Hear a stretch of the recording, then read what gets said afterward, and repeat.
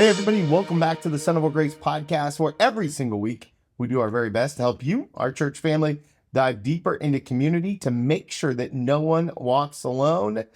Guys, what's happening in the life of the church? We're on this side of Easter. We're living as Easter people. Yeah. Spring is sprunging.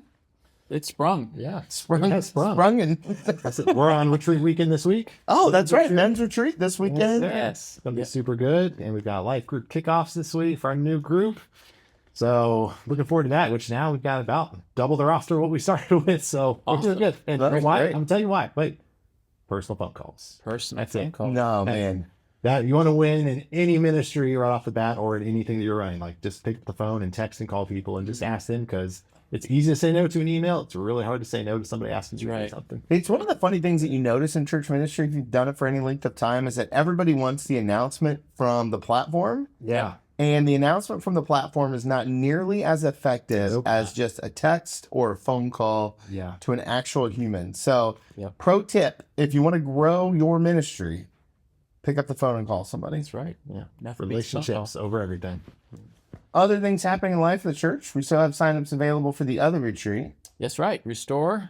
We accidentally sent out a whole thing on Friday. Wrong information. It is not closed. If you didn't get either email or the first email, not the second, Restore is still open to register, and it's going to be a great time. I know the ladies are really working hard to prepare some incredible talks and time with all the women. And so, yeah, ladies, sign up. And full itinerary is live on a new page on the website, cincinnatigrace.org/restore. Yep. And you can see literally hour by hour who's going to be speaking, what the topic is going to be. So if you don't know what to expect, that's what you need to look at. And that will give you the whole weekend laid out. Yep.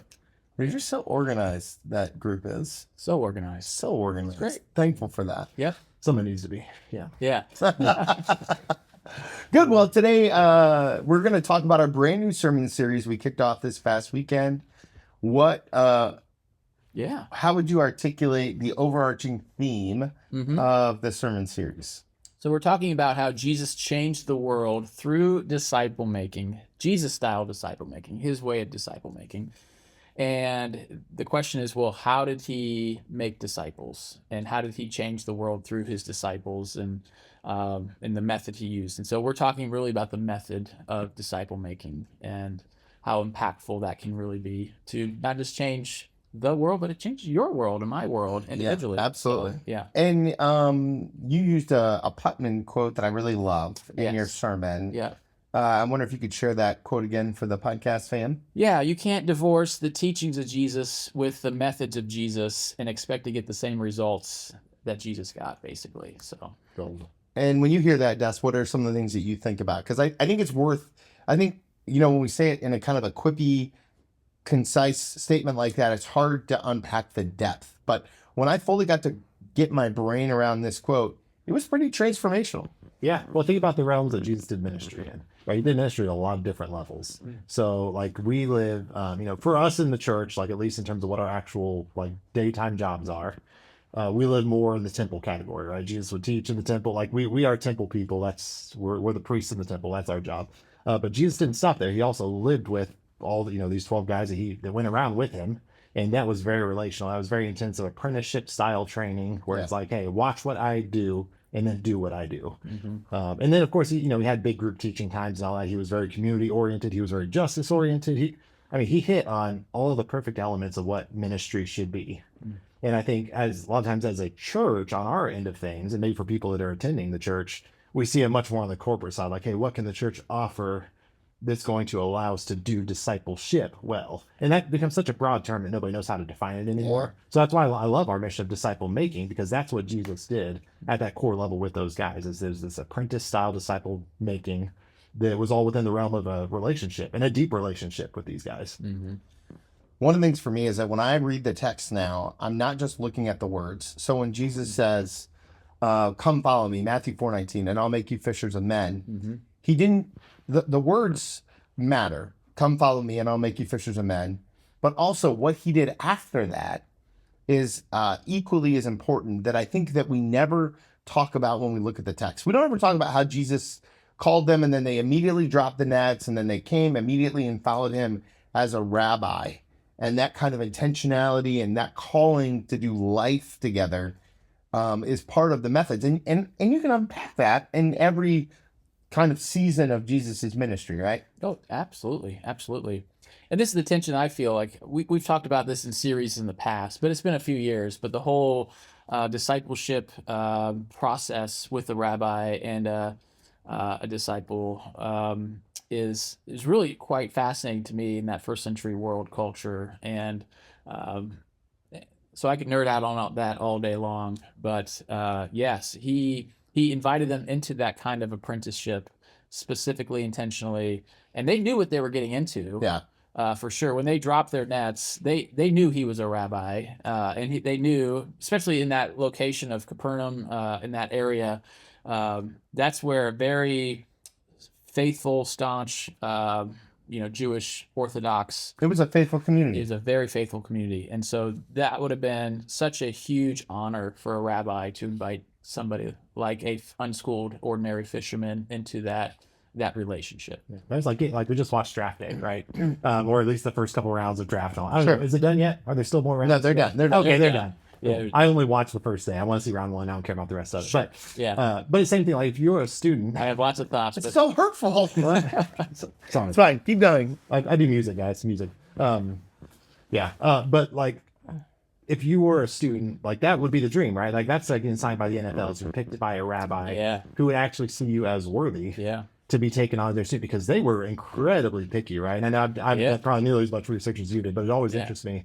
The stuff you have to learn even just to be considered to be Yeah. able to approach Yeah. a rabbi. And then like if you got selected, that's like, you talk about Harvard, Yale, NFL. I mean, that's the top of the top. It is, yeah, the best of the best. I mean, they've had, usually you have to go through different schools, Beth Midrash and other, but to be a Talmud, which is the Hebrew word for disciple, or Methotes was the Greek word, but the idea of if you're going to be that level, that is PhD level stuff. I mean, you've got your high school, your college, your master's, and now you're at the top of the top. Yeah, yeah. Brain just works that way. Just pulls out those words. It It does. Yeah. It's impressive. Best Always. word about you. It is. What word? Like, All those Hebrew words, count it out. Talmudim is plural for disciples. Talmud. Oh, Yeah. So, yeah. so Fun word. imagine that you're talking to someone who isn't in a disciple making relationship. Yeah. Maybe you probably heard us talk about it. They're probably listening to this podcast and they're like, listen, guys, you talk about this stuff all the time. I know it's important, but I don't have time for it. I'm really not sure. I don't want to come to church for the next 4 weeks and be guilted because I'm not doing the thing that you guys keep talking about. What message, how would you pastor that person? How would you shepherd them? I'm curious. Yeah, we wrestle with this, Right. Because, and just be honest, like we know we talk about this a lot, and we know there's probably some in the church who are like, hey, we talk about this too much. Like, can't we talk about other things? And yes, we could, and yes, we will talk about other things, but we have to keep coming back to this. To me, because first of all, we drift. We have mission drift all the time in any organization. We drift and we lose sight and lose focus, and we have to just keep talking about this to bring us back. But listen, as I mentioned a little bit in my sermon, as we talk about often too, is the idea of what do you really want? Like I would just ask that person, what do you want when it comes to following Jesus? Like, what are you looking for in your faith? What and the idea of just coming to church, which is great, and there's community there, and we build relationships there and encouragement, and that's great. But I think I would say the potential in you is far greater than coming and attending or even serving coffee or helping out with Grace Kids, and all those are great, and we need all those things And too. important. They're great and And important. important.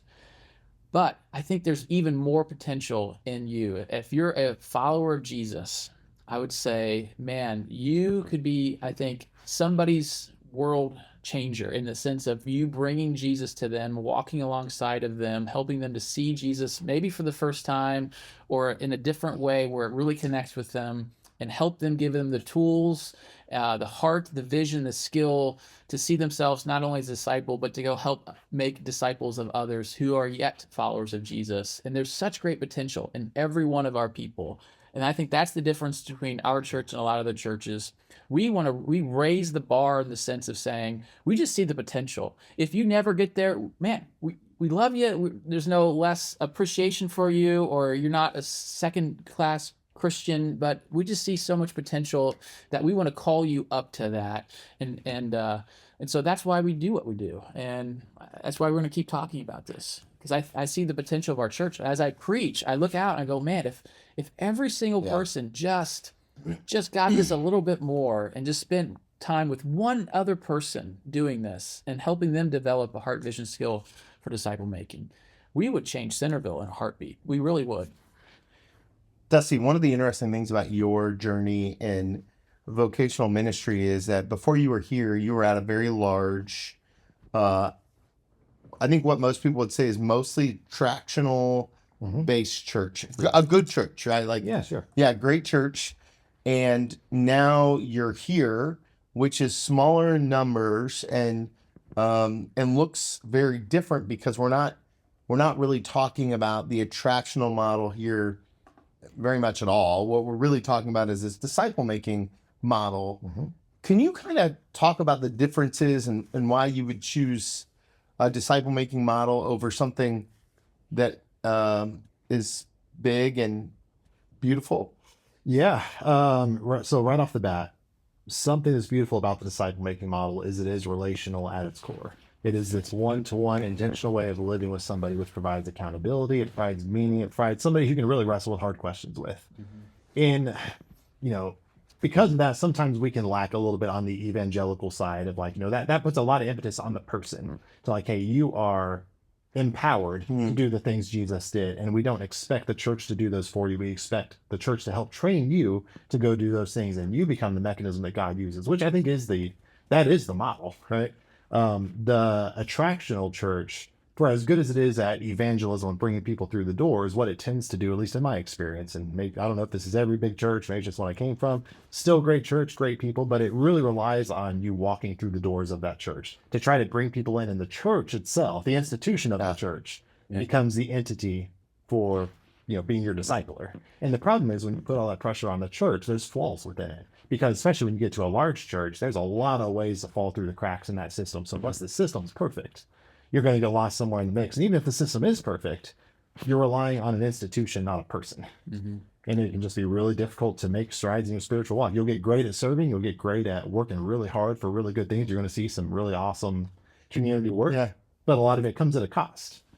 Yeah, and I would say we're trying to understand there is power of when people gather together and love each other well. There is a level of power to be attractional and show the world a different community and invite them into that space and show them the love of Christ that way. And I think that's why we still gather. I think that's why we still do what we do. So and we're still commanded to, right? And we're together. Yeah, and I think we need to leverage the power of our community and still recognize, when people are unified, when there's diversity, unity in diversity. I mean, that's a powerful and attractive quality, and we need to have that in our church. But at the same time, we cannot just simply depend upon that Sunday morning space to be our evangelistic pond where people come to faith. Like, we want to also train people to go out and fish in their ponds, in their spaces. And, I mean, it's a risky empowerment model, right? It's like you're putting the risk on, saying, hey, we're gonna train you to go out and do the work. Yeah. Whereas a lot of people will say, well, it's up to the church to do, and I just give money to the church, and I attend the church, and then the church becomes the mechanism to do all that for me. We're heavily then invested on inviting, just invite, and making sure everyone who comes in has a really positive experience in time, and that attractional model. So.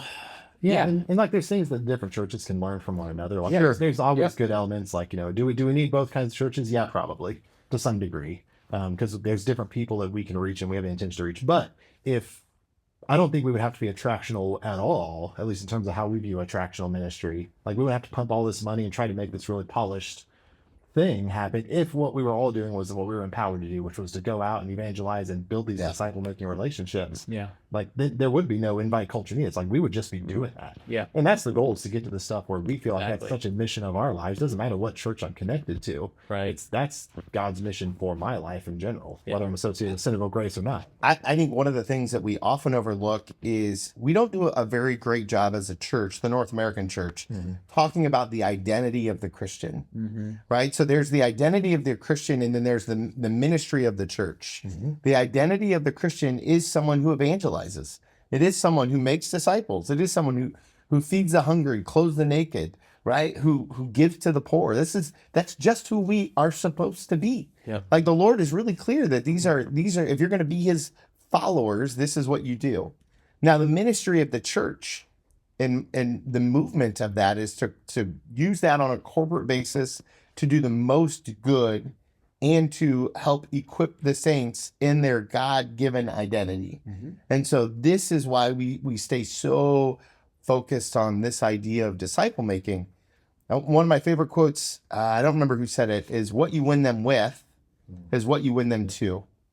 And so when you win people to your community with flashy things, with big events, with lots of money spent, then that will become the experience that they expect.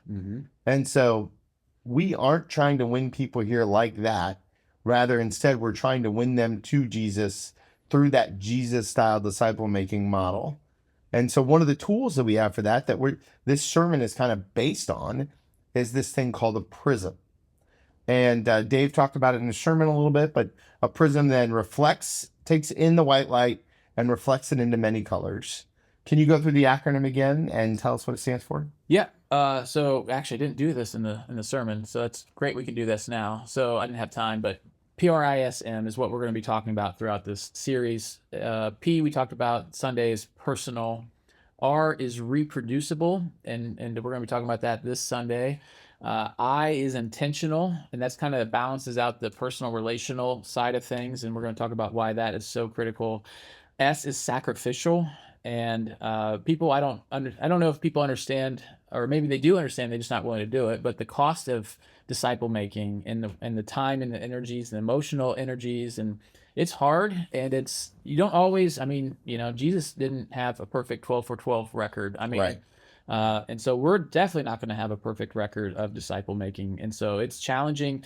So it comes with the cost. So sacrificial, S, and then M is missional. And so this is Jesus's way of reaching the nations, and we need to always keep that actually as really the first. When I'm talking with people, that's kind of one of the first things we need to talk about is, why are we doing this? Because we want to be mission driven on this. So this is not just for me. This is not just for you. This is how we reach the nations. So prism is a really good way to encompass the idea of what is disciple making, right? It's reflecting the light. And we do that through the prism acronym. And when you think about the personal part of that prism, Dusty, how important is it to be personal in the kind of work that we do? I think it's everything for pastoring. It's like you don't have a relationship with the church as an entity. You have a relationship with people that make up the church. So if I'm looking at my schedule, for instance, during the week, something I've been really trying to do, especially recently, as I've tried to get to know more people in our church, right? Because we're still, we still haven't been here a super long time. There's still a lot of people I just haven't really had a lot of time to sit down with and just get to know them heart to heart. And I think it's really important that people know the heart of the people that's tasked to lead them. I will always make time, especially at this point in my ministry. I will always make time for conversations with people. Just left Chipotle, and that was a conversation opportunity. So I sat my booty down and talked to somebody who's in our men's group because I saw him there. It's like, hey, that's an opportunity we have to invest a little bit. And just say like, hey, how's your car? What can I be praying for you for?